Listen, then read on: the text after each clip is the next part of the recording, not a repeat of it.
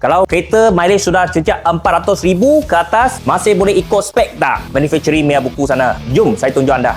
Okey, ada customer dibagi tahu kereta dia umur sudah lebih kurang 20 tahun lah ke atas. So dia tengok balik dia manufacturer punya buku, dia tulis pakai spek 5W30 fully synthetic.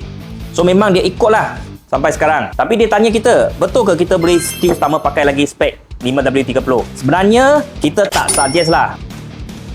Kalau kereta umur sudah lebih tinggi, dalam enjin dia sebenarnya dia sudah ada kebanyakan kehausan. Dia punya oil seal ke, dalam piston link ke pun mesti ada kelonggaran. Jadi kadang-kadang umur sudah tinggi punya kereta dia akan kurang minyak, makan minyak hitam. Jadi paling better untuk kereta umur sudah tinggi, mileage sudah tinggi, kita suggest dia pakai likat sikit punya. Kalau you sekarang pakai 5W30, kita boleh upgrade pergi 5W40 supaya dia lebih likat sikit belakang. Dia lagi more on protection dengan dia lagi lebih tahan panas untuk kereta anda. Kalau jalan long distance ke, jalan jauh pun tak ada masalah. Kalau anda nak pakai semi, bolehlah kita suggest pakai 10W40 semi synthetic.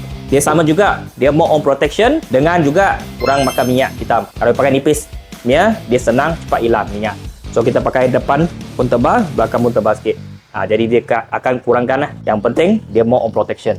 Okey, jadi kawan-kawan, ada sama tak? Kereta anda sama juga mileage sudah tinggi, tapi anda still pakai spek yang sama atau sudah tukar likatan yang tinggi punya? Boleh komen di ruang komen. Kalau nak cari minyak hitam, boleh cari GT Racing. Yang belum follow, cepat-cepat pergi follow.